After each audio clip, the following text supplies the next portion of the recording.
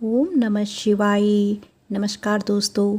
शिव पुराण के अनुसार भगवान शिव को इन 5 तरीकों से जल चढ़ाने से वह अति प्रसन्न होते हैं और आपके हर एक रोग दोष को हर लेते हैं। आइए जानते हैं शिवलिंग में जल चढ़ाने के इन तरीकों के बारे में। हिंदू धर्म में हर एक वार किसी न किसी देवी देवता से संबंधित है। ऐसे ही देवों के देव महादेव यानी भोलेनाथ का दिन सोमवार को माना जाता है। इस दिन भगवान भोलेनाथ की विधिवत पूजा करने के साथ साथ व्रत रखने का भी विधान है। मान्यता है कि इस दिन भोलेनाथ की विधिवत पूजा करने से व्यक्ति को हर तरह के दुखों से मुक्ति मिल जाती है और सुख समृद्धि का आशीर्वाद मिलता है।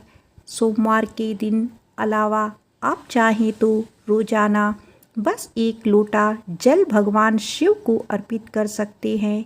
मान्यता है कि शिवलिंग पर जल चढ़ाने मात्र से वह अति प्रसन्न होते हैं और आपकी हर कामना को पूरा कर देते हैं। लेकिन जब बात आती है कि आखिर शिवलिंग पर जल चढ़ाने की सही विधि क्या है, तो आमतौर पर साधक जल लेता है और शिवलिंग के शीश में तेजी से चढ़ाने के साथ शिव मंत्र का जाप कर देता है। लेकिन क्या आप जानते हैं कि कई बार आप गलत तरीके से भी शिवलिंग पे जल चढ़ाते हैं। शिव पुराण के अनुसार भगवान शिव पर 1 लोटा जल सही तरीके से चढ़ाया जाए तो कभी भी आपसे रुष्ट नहीं होते हैं। आइए जानते हैं भगवान शिव को इन 5 तरह से जल चढ़ा सकते हैं। शिव पुराण के अनुसार जिस तरह पंचामृत 5 चीज़ों यानी दूध, दही, मेवे, घी और शहद से मिलकर बनता है, उसी तरह शिव जी को जल चढ़ाने के 5 प्रकार वर्णित हैं। इन 5 तरीकों से जल चढ़ाने से भोलेनाथ अति प्रसन्न होते हैं और हर दुख दर्द को हर लेते हैं। शिव पुराण के अनुसार घर के आसपास जो शिव मंदिर है वहाँ प्रतिदिन 1 लोटा जल चढ़ाएं। ऐसा करने से शिव जी अति प्रसन्न होते हैं और वह आपके ऊपर हमेशा अपना हाथ रखते हैं, जिससे वह आपको हर दुख दर्द चुनौती को पार करके मंजिल तक पहुंचाते हैं। आइए जानते हैं शिवलिंग पर जल चढ़ाने का पहला तरीका। 1 लोटे में जल लेकर आएं और धीरे धीरे उनके शीश पर जल चढ़ाएं। इससे भी बाबा अति प्रसन्न होते हैं। शिवलिंग पर जल चढ़ाने का दूसरा तरीका, उत्तर दिशा की ओर मुख करके 1 लोटा जल शिवलिंग में चढ़ाएं। उत्तर दिशा में जल हरि होता है। इस दिशा में जल चढ़ाने से रोग दोष से मुक्ति मिल जाती है। शिवलिंग पर जल चढ़ाने का तीसरा तरीका, अशोक सुंदरी वाले स्थान से जल चढ़ाना शुरू करें और शिवलिंग के शीश तक चढ़ाएं। ऐसा करने से आपको हर क्षेत्र में सफलता हासिल होने के साथ परिवार में सुख शांति बनी रहती है। शिवलिंग पर जल चढ़ाने का चौथा तरीका, मनोकामना पूरी करने के लिए 1 लोटा जल लें। सबसे पहले गणेश जी, कार्तिक जी, अशोक सुंदरी जलाधारी में चढ़ाने के साथ शिवलिंग के कटी भाग में पूरा गोल घुमाते हुए जल चढ़ाने के बाद शीश में चढ़ाएं। शिवलिंग पर जल चढ़ाने का 5वां तरीका, ऊपर जो जलाधारी हैं वहाँ से लेकर शंकर भगवान के शिवलिंग तक जल चढ़ाना चाहिए। ऐसा करने से सुख समृद्धि धन संपत्ति की प्राप्ति होती है। एक बार प्रेम से बोलिए हर हर महादेव। आइए अब जानते हैं शिवलिंग पर नियमित रूप से जल चढ़ाने से क्या फल मिलता है। भगवान शिव को भोलेनाथ भी कहा जाता है। कहते हैं कि शिव जी 1 लोटा जल से भी प्रसन्न हो जाते हैं। आइए जानते हैं शिवलिंग पर रोजाना जल चढ़ाने से क्या फल मिलता है। रविवार को शिवलिंग पर जल चढ़ाने से क्या फल मिलता है? मान्यता है कि रविवार के दिन शिवलिंग पर जल चढ़ाने से भगवान शिव प्रसन्न होते हैं। जीवन में धन्य धान्य का अभाव नहीं होता। माँ लक्ष्मी का घर पर स्थायी वास होता है। मंगलवार के दिन भगवान शिव पर जल अर्पित करने से कार्यों में सफलता हासिल होती है। नौकरी में तरक्की आदि के योग बनते हैं। बुधवार को भगवान शिव को जल अर्पित करने से शादी ब्याह में की विघ्न बाधा दूर होती है।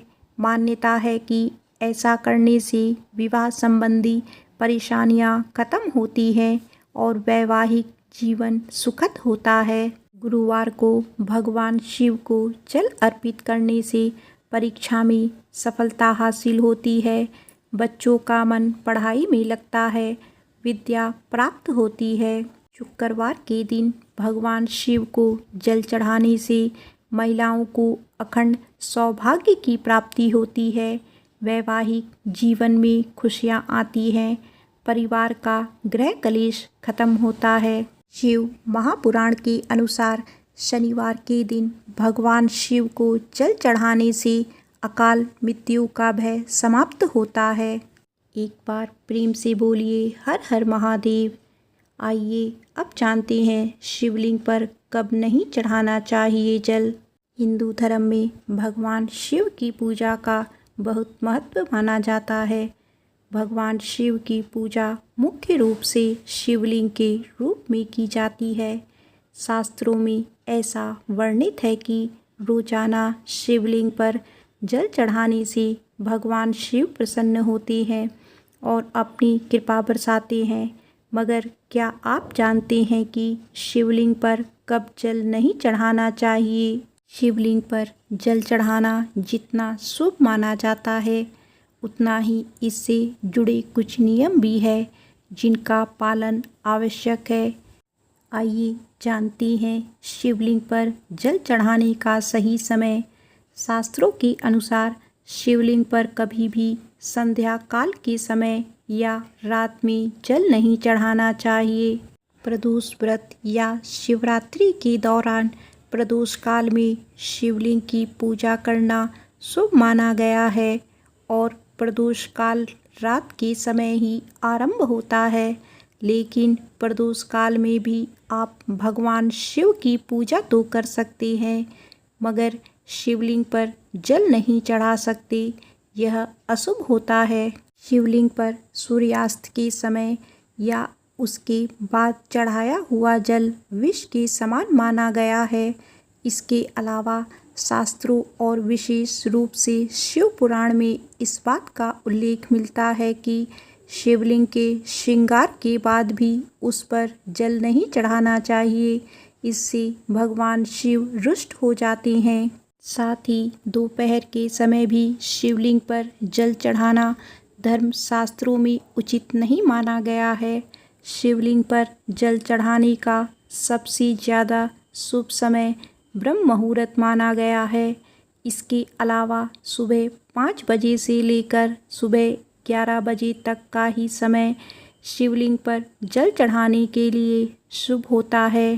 शास्त्रों में ऐसा माना गया है कि सूर्य का समस्त तेज शिवलिंग में समाहित है।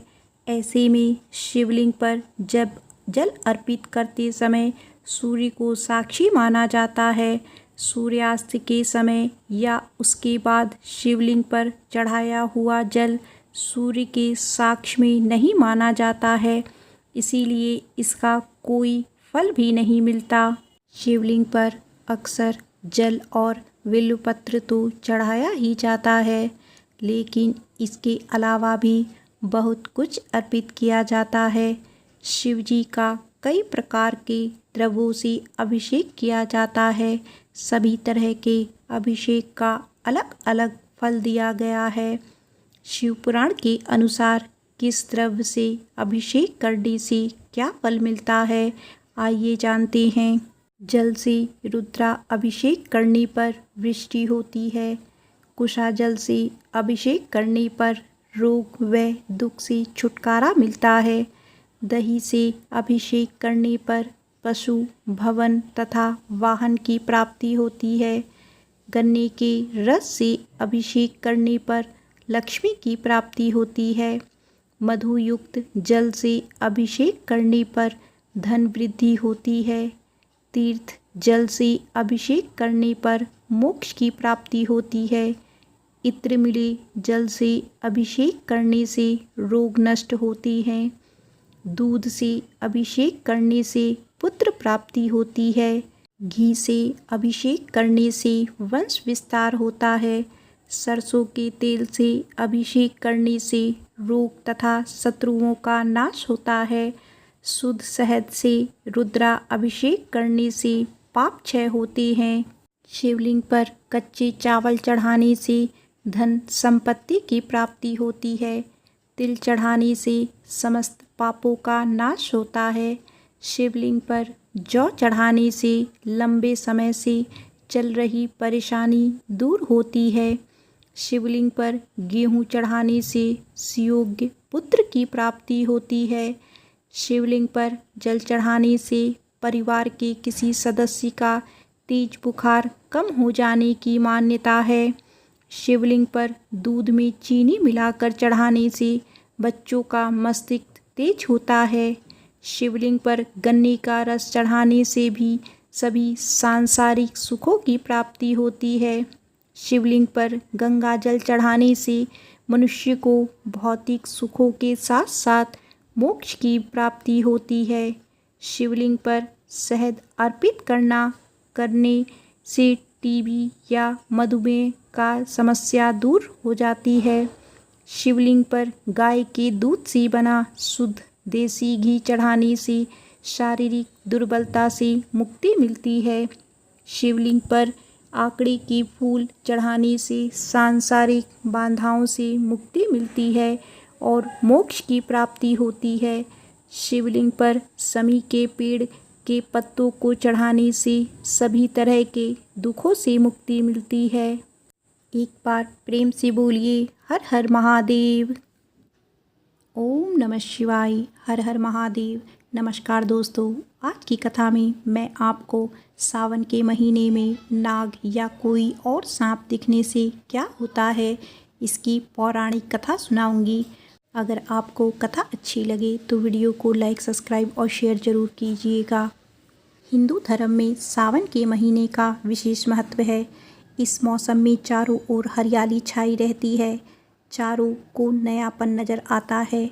बारिश की वजह से गर्मी से राहत मिलती है और मौसम सुहावना हो जाता है। धार्मिक रूप से सावन का महीना भगवान शिव और माता पार्वती की पूजा का समय माना जाता है। इस समय शिव भक्त भगवान शिव की विशेष पूजा कर उन्हें प्रसन्न करने की कोशिश करते हैं और अपनी मनोकामना पूरी करने के लिए प्रार्थना करते हैं। जिस प्रकार सावन का महीना भगवान शिव से संबंधित है, उसी प्रकार सांप का संबंध भी शिव जी से है। नाग को तो भगवान शिव के गले का हार माना जाता है। सावन के महीने में सांप दिखे, खास तौर पर नाग दिख जाए तो इसका मतलब होता है भगवान शिव आपकी पूजा से प्रसन्न है और जल्द ही आपकी मनोकामना पूरी करने वाले हैं। आइए अब सुनते हैं एक पौराणिक कथा। यह कथा आपको बताएगी कि सावन में सांप देखने का क्या महत्व है और इसके पीछे कौन सा रहस्य छुपा है। एक बार की बात है, कैलाश पर्वत पर भगवान शिव ध्यान मग्न अवस्था में विराजमान थे। चारों ओर का वातावरण अत्यंत शांत और दिव्य था। हिमाच्छादित पर्वत, मंद मंद बहती हवा और प्रकृति की सुंदरता उस स्थान को और भी मनोहर बना रही थी। तभी वहाँ की शांति को भंग करते हुए माता पार्वती प्रकट हुई। उनके चेहरे पर एक गहरी चिंता छाई थी। माता पार्वती ने भगवान शिव को प्रणाम किया और विनम्र स्वर में बोली, हे प्रभु, आज मैं पृथ्वी लोक का भ्रमण कर रही थी। वहाँ मैंने देखा कि एक पुरुष को रास्ते में एक सांप दिखाई दिया। सांप को देखते ही वह पुरुष भयभीत होकर अपने घर की ओर भाग गया। हे नाथ, मेरी मन में एक प्रश्न उठ रहा है जो मुझे बहुत परेशान कर रहा है। कृपया मेरे प्रश्न का उत्तर देकर मेरी मन को शांत करें। आगे देवी पार्वती कहती हैं, हे स्वामी, सावन के महीने में ही लोगों को अधिक सांप क्यों दिखाई देते हैं और सावन में ही सांप अधिक क्यों निकलते हैं, और इस माह में सांप देखने से कौन कौन से संकेत मिलते हैं? कृपया मेरी इस संशय का समाधान करें। भगवान शिव ने अपनी ध्यान मुद्रा को भंग किया और माता पार्वती की ओर देखकर मुस्कुराई। उनकी आंखों में अपार शांति और ज्ञान की चमक थी। उन्होंने कहा, हे देवी पार्वती, जगत कल्याण के लिए तुमने बहुत ही उत्तम प्रश्न किया है। यह प्रश्न न केवल तुम्हारे लिए बल्कि समस्त मानव जाति के लिए महत्वपूर्ण है। यह सत्य है कि सावन के महीने में सांप अधिक दिखाई देते हैं और इसके पीछे का एक गहरा आध्यात्मिक रहस्य छुपा है। मैं तुम्हें एक प्राचीन कथा सुनाता हूँ जो इस रहस्य को उजागर करेगी। इस कथा को सुनने के बाद तुम्हें समझ आ जाएगा कि सावन में सांप देखने से क्या होता है और यह किन संकेतों को दर्शाता है। माता पार्वती के चेहरे पर उत्साह और जिज्ञासा की चमक उभर आई। उन्होंने कहा, हे प्रभु, मैं इस कथा को सुनने के लिए अत्यधिक उत्सुक हूँ। कृपया मुझे यह कथा सुनाइए। भगवान शिव ने हल्की मुस्कान के साथ कहा, हे पार्वती, मैं तुम्हें यह कथा अवश्य सुनाऊंगा, परंतु इसे पूरे ध्यान और श्रद्धा से सुनना होगा। यदि तुम इस कथा को ध्यानपूर्वक सुनोगी तो यह कथा तुम्हारे हृदय को प्रकाशित कर देगी। माता पार्वती ने हाथ जोड़कर कहा, हे स्वामी, मैं आपको साक्षी मानकर प्रतिज्ञा करती हूँ कि मैं इस कथा को शुरू से अंत तक पूरे ध्यान और भक्ति के साथ सुनूंगी। इतना ही नहीं, बल्कि मैं इस कथा को समस्त मानव जाति तक पहुँचाऊँगी ताकि वे भी इसके गहरे संदेश को समझ सकें। भगवान शिव प्रसन्न हुए और बोले, हे देवी, यह कथा एक राजा और एक मुनि की है। इस कथा को सुनने के पश्चात तुम्हें पता चल जाएगा कि सावन माह में सपने में सांप क्यों दिखाई देते हैं। इसीलिए तुम इस कथा को पूरा जरूर सुनना। जो भी भक्त इस कथा को ध्यान से सुनता है उसे उसके सपनों का शुभ फल प्राप्त होता है, उनकी दरिद्रता दूर हो जाती है और उसके ऊपर आने वाले संकट भी टल जाते हैं। अब देवी पार्वती जी कहती हैं, हे स्वामी, मैं इस कथा को ध्यान से पूरा अवश्य सुनूंगी। कृपया आप मुझे वह कथा सुनाइए। तब भगवान भोलेनाथ देवी पार्वती को वह कथा सुनाना प्रारंभ करते हैं और कहते हैं कि, हे देवी, प्राचीन समय में एक महान राजा हुआ करता था जिसका नाम देवदत्त था। वह राजा देवदत्त न केवल अपने पराक्रम और शौर्य के लिए प्रसिद्ध था, बल्कि वह एक धर्मपरायण और न्यायप्रिय शासक भी था। उनका राज्य बड़ा ही विशाल और समृद्ध था। उनकी प्रजा उनसे अत्यधिक प्रेम और सम्मान किया करती थी। राजा समुद्रगुप्त का आचरण निष्पक्ष, सहृदय और करुणामय था। वे अपनी प्रजा की समस्याओं को ध्यान से सुनते थे और उस समस्या का समाधान भी करते थे। वे नियमित रूप से धार्मिक अनुष्ठान करते थे और वे मेरे परम भक्त थे। राजा समुद्रगुप्त की रानी का नाम सुभद्रा था। सुभद्रा अत्यंत सौम्य, बुद्धिमान और राजा की हर स्थिति में साथ देने वाली थी। राजा और रानी की कोई संतान नहीं थी, जिससे कभी कभी वह राजा बहुत ही परेशान था। उस राजा ने एक दिन बहुत ही विचित्र सपना देखा। उसने सपने में देखा कि एक मरा हुआ सांप उनके पैरों के पास पड़ा हुआ है। महाराज इस सपने को देखकर बहुत ही भयभीत हो गई। अचानक से उनकी नींद टूट गई। जागने के बाद उन्होंने यह सपना रानी सुभद्रा को जाकर बताया। राजा समुद्रगुप्त ने चिंतित होकर रानी से पूछा, हे प्रिय, मैंने सपने में एक मरा हुआ सांप देखा है। इसका क्या अर्थ हो सकता है? अब रानी सुभद्रा ने राजा को दिलासा देते हुए कहा, हे स्वामी, सपने हमेशा किसी न किसी संदेश का प्रतीक होते हैं, किंतु सपनों का अर्थ जानने के लिए हमें किसी विद्वान ऋषि की सहायता लेनी पड़ेगी। तब महाराज अपने मंत्रियों को बुलाते हैं और उनसे कहते हैं कि हे मंत्रियों, आज मैंने बड़ा ही विचित्र सपना देखा है। मैंने सपने में एक मरे हुए सर्प को देखा है जो मेरे पैरों के पास पड़ा था। इस सपने का क्या अर्थ हो सकता है? तुम सब जाकर पता करो। तब सभी मंत्रीगण जाते हैं और नगर में निवास करने वाले अनेक ऋषि मुनियों से पूछते हैं, लेकिन कोई भी उन्हें इस सपने का अर्थ बता नहीं पाता है। तो वे लौटकर आ जाते हैं और महाराज से कहने लगते हैं, महाराज, हमारे राज्य में ऐसा कोई भी नहीं है जो आपके सपने का अर्थ समझा सके। फिर एक मंत्री महाराज के पास आता है और कहता है, हे महाराज, हमारे राज्य के पास स्थित जंगल में मुनि आस्तिक निवास करते हैं। उन्होंने सर्पनाशक यज्ञ से समस्त नागों की रक्षा की है, इसीलिए उन्हें नागों का रक्षक माना जाता है। हमें उन्हीं के पास जाना चाहिए। वहाँ पर अवश्य ही आपके सपनों का अर्थ पता चल जाएगा। फिर महाराज समुद्रगुप्त ने आस्तिक मुनि के आश्रम पर जाने का निर्णय लिया। तब महाराज अपने सिपाहियों के साथ रथ में बैठकर आस्तिक मुनि के आश्रम पर जाते हैं। तब आस्तिक मुनि महाराज का स्वागत करते हुए पूछते हैं, हे राजन, आइए, मेरे आश्रम में आपका स्वागत है। कहिए, आपकी क्या समस्या है? किस कारण से आपका आज हमारे आश्रम में आगमन हुआ है? तब महाराज समुद्रगुप्त कहते हैं, हे मुनिवर, मैं आपके पास एक सहायता मांगने के लिए आया हूँ। मैंने नागों का एक विचित्र सपना देखा है, उसी का अर्थ जानने के लिए आपके पास आया हूँ। आस्तिक मुनि बोले, हे राजन, आपने सर्पों के विषय में जो भी स्वप्न देखा है उसे निसंकोच होकर कहिए। सपने में सांप देखने पर इसका कोई ना कोई अर्थ अवश्य होता है, इसीलिए जो स्वप्न आपने देखा है उसे विस्तार से बताइए।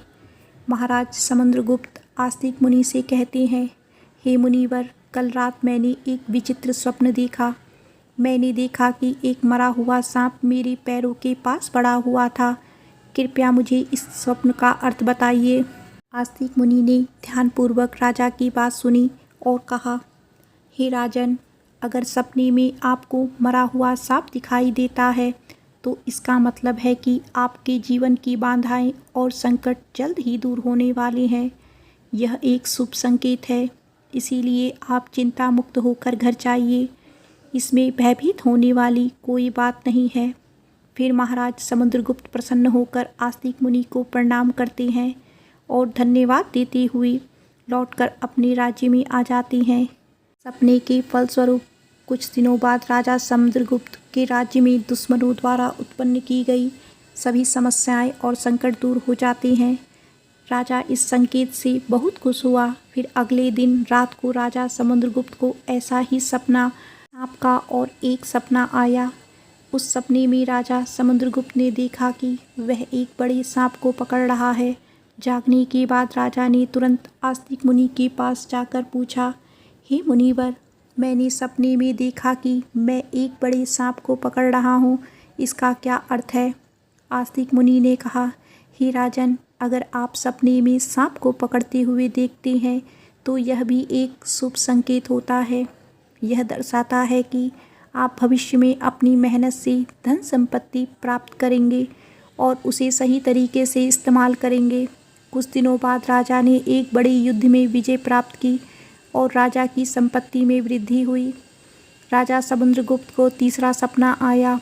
एक रात राजा समुद्रगुप्त ने सपने में देखा कि एक सांप उड़ता हुआ दिखाई दे रहा है। जागने के बाद राजा ने तुरंत आस्तिक मुनि के पास जाकर पूछा, मुनिवर, मैंने सपने में एक उड़ता हुआ सांप देखा है, इसका क्या अर्थ है? आस्तिक मुनि ने कहा, हे राजन, अगर सपने में सांप उड़ता हुआ दिखाई देता है तो यह उन्नति और प्रगति का प्रतीक होता है।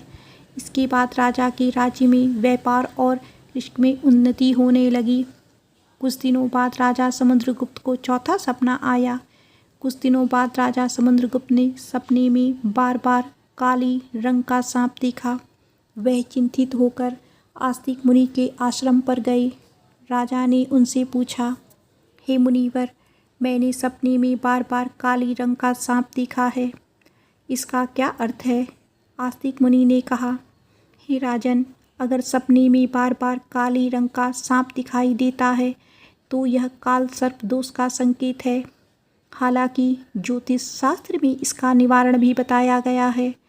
आस्तिक मुनि के निर्देशानुसार राजा ने पूजा पाठ किया और दोष से मुक्ति पाई। राजा समुद्रगुप्त का 5वां सपना। फिर एक रात राजा समुद्रगुप्त ने सपने में हरे रंग का सांप देखा।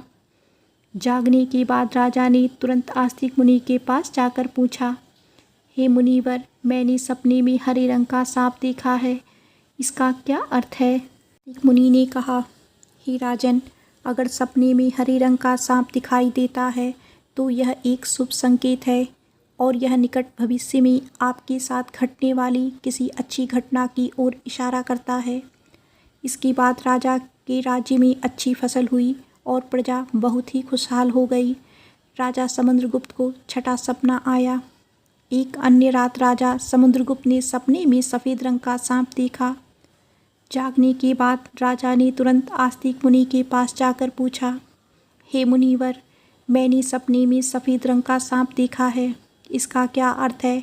आस्तिक मुनि ने कहा, हे राजन, सपने में सफ़ेद रंग का सांप दिखाई देना भी शुभ होता है, जिससे धन की प्राप्ति होती है। कुछ दिनों बाद राजा को एक अज्ञात स्रोत से बहुत सारा धन प्राप्त हुआ। राजा समुद्रगुप्त का 7वां सपना।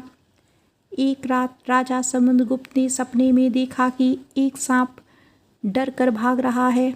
जागने के बाद राजा ने तुरंत आस्तिक मुनि के पास जाकर पूछा, हे मुनिवर, मैंने सपने में एक सांप को डर के भागते हुए देखा, इसका क्या अर्थ है?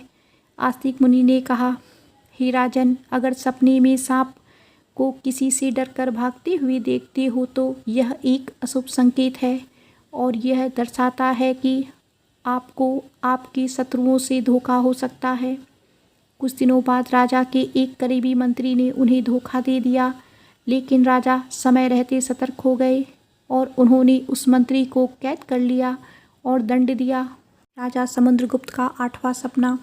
एक अन्य रात राजा समुद्रगुप्त ने सपने में देखा कि एक सांप उन्हें काट रहा है।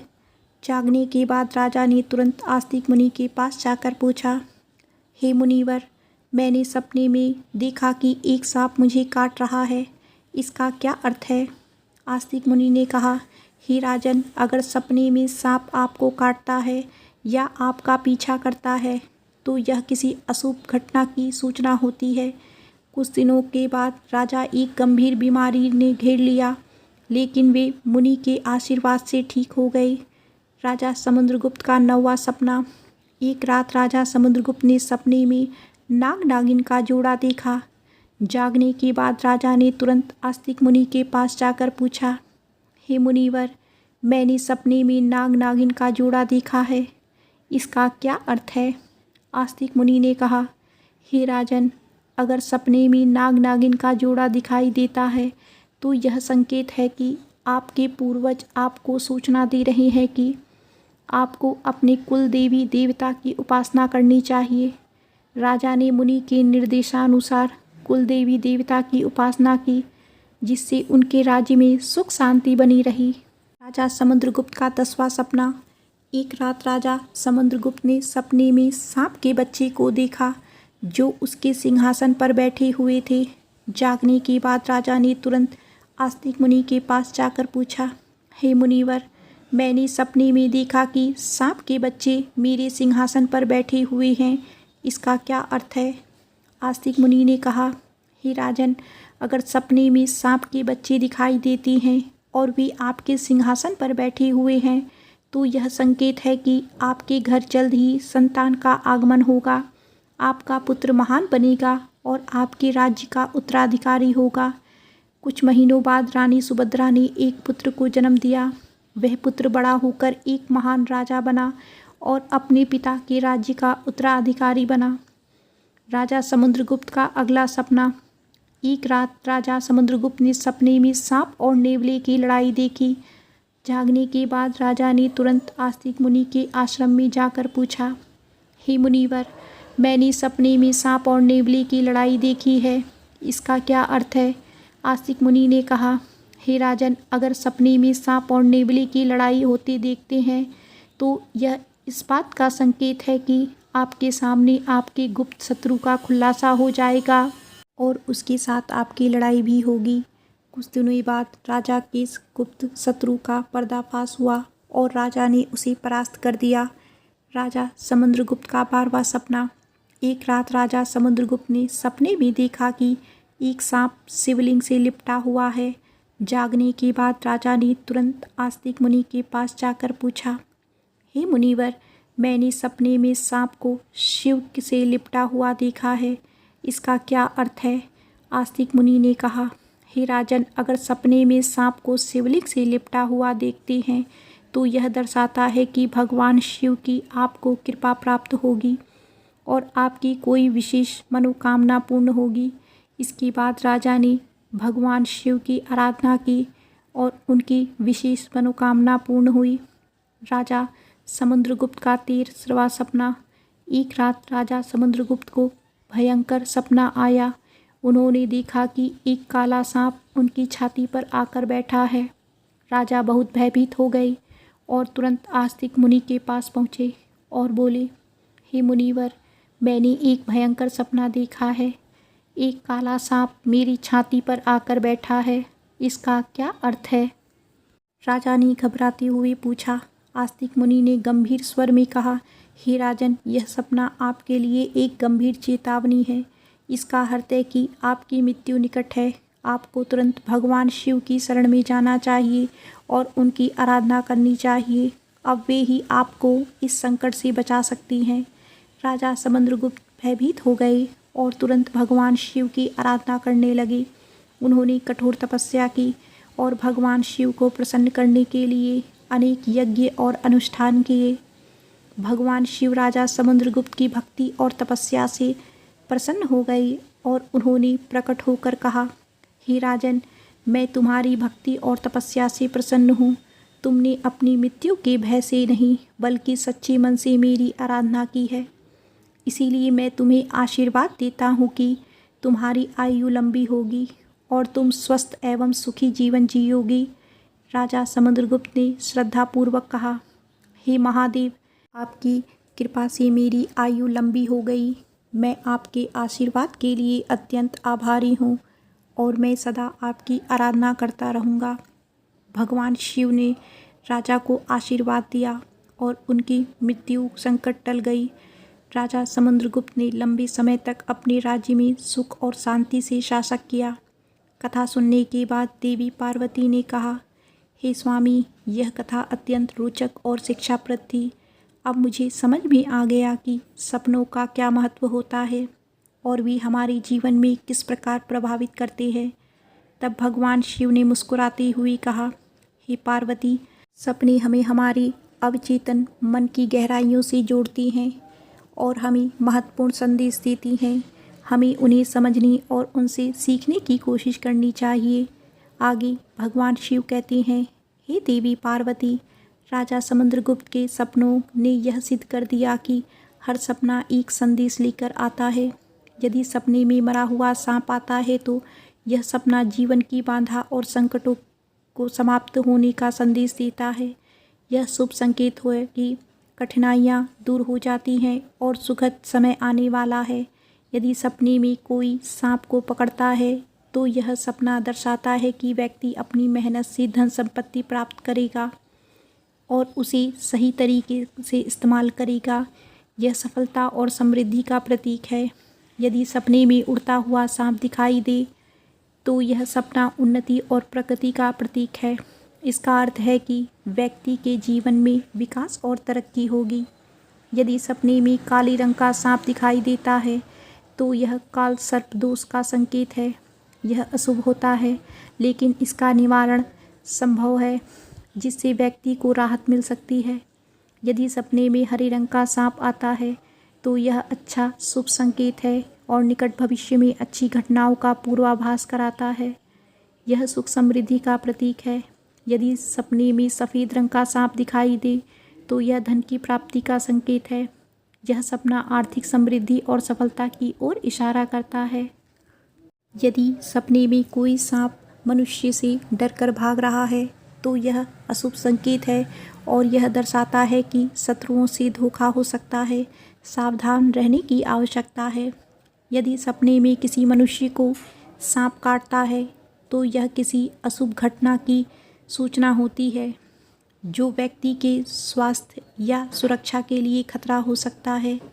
यदि सपने में नाग नागिन का जोड़ा दिखाई देता है तो यह संकेत है कि पूर्वजों की ओर से सूचना मिल रही है कि कुल देवी देवता की उपासना करनी चाहिए, जिससे कुल में सुख शांति बनी रहे। यदि सपने में कोई सांप सिंहासन पर बैठा हुआ दिखाई देता है तो यह सपना आने वाली संतान के संकेत देता है, जो महान बने और राज्य करेगा। यह शुभ और उत्साहवर्धक सपना है। यदि सपने में सांप और नेवले की लड़ाई दिखाई देती है तो यह सपना गुप्त शत्रु के खुलासे और उससे संघर्ष का संकेत है। व्यक्ति को सतर्क रहना चाहिए और अपने शत्रुओं का सामना करने के लिए तैयार रहना चाहिए। यदि सपने में कोई सांप शिवलिंग से लिपटा हुआ दिखाई देता है तो यह भगवान शिव की कृपा और किसी विशेष मनोकामना की पूर्ति का संकेत है। यह अत्यंत शुभ और आध्यात्मिक सपना है। यदि किसी मनुष्य को काले रंग का नाग छाती पर बैठा हुआ दिखाई देता है तो यह निकट मृत्यु या गंभीर संकट का संकेत है। इससे व्यक्ति को भगवान की शरण में जाकर उनका आशीर्वाद प्राप्त करना चाहिए। इस प्रकार भगवान शिव ने देवी पार्वती को सभी सपनों के रहस्य के बारे में बताया। एक बार प्रेम से बोलिए, उमापति शंकर भगवान की जय, माता पार्वती की जय।